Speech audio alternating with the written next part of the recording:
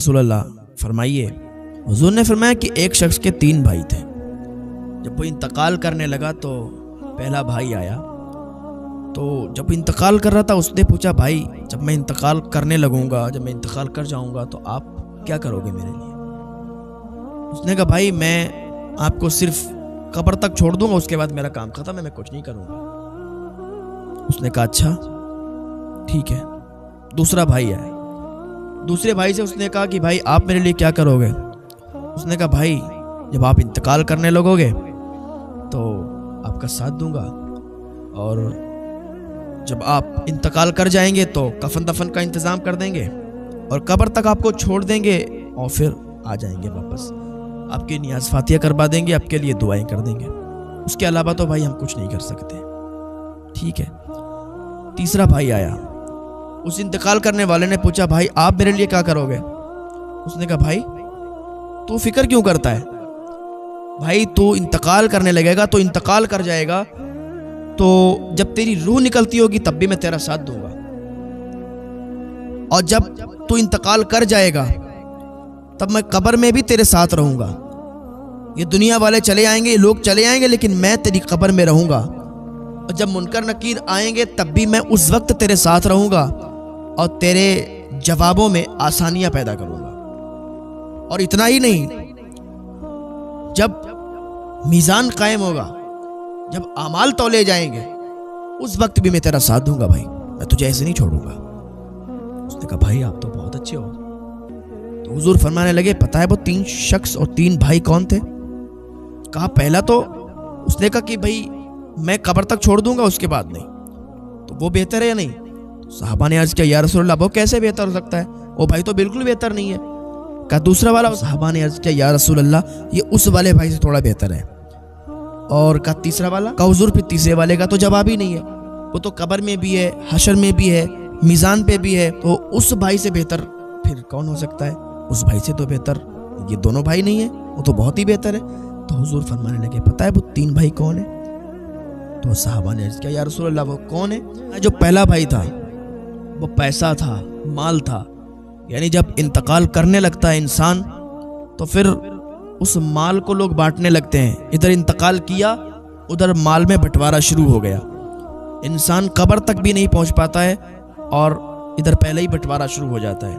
وہ صاحب ادھر زمین کے کاغذات کا ہیں، اور ادھر جیبوں میں ہاتھ ڈالے جاتے ہیں کہ ATM کارڈ کدھر ہے، وہ فلاں چیز کدھر ہے، اور مطلب بٹوارا ہونے لگتا ہے۔ تو مال جو ہے، پیسہ جو ہے، حضور نے فرمایا کہ وہ بھائی کا میں نے ذکر کیا، وہ بھائی پیسہ ہے، کہ یہ جب تک انسان ہے زندہ، جب تک تو اس کا ساتھ دیتا ہے، اور جیسے یہ مر کے جاتا ہے تو پھر یہ اس کا ساتھ نہیں دیتا۔ مرنے سے پہلے یہ انسان کا ساتھی ہے، اور مرنے کے بعد یہ انسان کا ساتھی نہیں ہے۔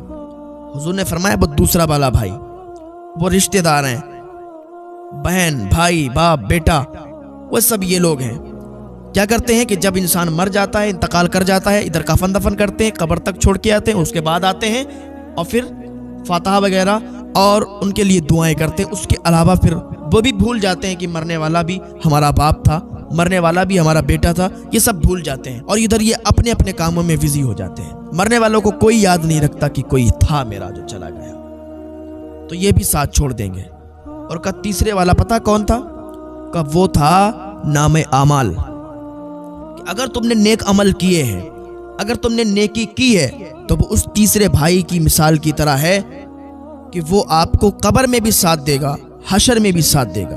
اگر آپ نے نیک عمل کیے ہیں، نیکی کمائی ہے، تو وہ مرنے کے بعد آپ کے کام آئیں گے۔ آپ جب قبر میں جائیں گے، آپ کے سوال جواب ہوں گے، منکر نکیر آئیں گے تو یہ آسانیاں پیدا کریں گے، آپ کو جنت دلائیں گے۔ میزان پر جب آپ کے نامہ اعمال تولے جائیں گے تب یہ نیکیاں آپ کے کام آئیں گی، جو تیسرا والا بھائی جو بتایا، تو یہ آپ کے کام آئے گا۔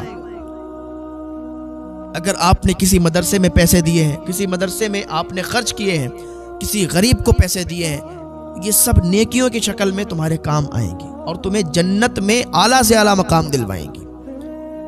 تو بھائیو، یہ دنیا کا مال دولت، یہ سب مرنے سے پہلے تمہارا ساتھی ہے، تو پھر نیک کاموں میں اپنا پیسہ خرچ کر جاؤ، نیک کاموں میں اپنا پیسہ لگا جاؤ، تو یہ تمہاری نیکیاں بن جائیں گی۔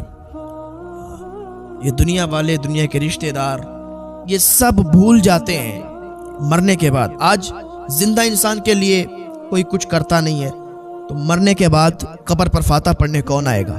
مرنے کے بعد تمہارے لیے دعائیں کون کرے گا؟ تو تمہیں جو کچھ کرنا ہے دنیا میں رہ کے اپنی زندگی میں اپنے آپ کرنا ہے۔ لوگوں پر بھروسہ نہ کریں کہ ہمارے مرنے کے بعد لوگ ہمیں یاد کریں گے، ہمیں دعائیں دیں گے، ہماری بخشش کی دعائیں طلب کریں گے۔ ایسا مت سوچیں۔ اللہ نے آپ کو زندگی عطا کی ہے تو آپ اللہ کی عبادت میں لگیں، اللہ کی عبادت میں لگیں، نیک عمل کریں اور اپنی نیکیوں کو کمائیں، اپنی نیکیوں میں اضافہ کریں، یہی آپ کا ساتھ دیں گی۔ آپ لوگوں پر توقع مت کریں کہ لوگ آپ کو بخشوائیں گے، لوگ آپ کی بخشش کی سفارش کریں گے، لوگ آپ کے لیے دعائیں کریں گے۔ یہاں عزیزوں کو بھول جاتے ہیں لوگ، باپ اپنے بیٹے کو بھول جاتا ہے، بیٹا اپنے باپ کو بھول جاتا ہے، عزیز و قریب کو لوگ بھول جاتے ہیں، تو پھر اوروں کی باتیں تو کیا کرنا۔ اللہ کی بارگاہ میں دعا، اللہ نیک عمل کی توفیق عطا فرمائے۔ اگر اللہ نے آپ کو مال دیا ہے تو اپنے مال کو آپ نیک جگہ خرچ کریں تاکہ یہ بخشش کا ذریعہ بن جائے آپ کا۔ لوگوں کی مدد کریں، آپ کبھی جھوٹ مت بولیں، آپ کبھی زبان سے گانا مت گائیں،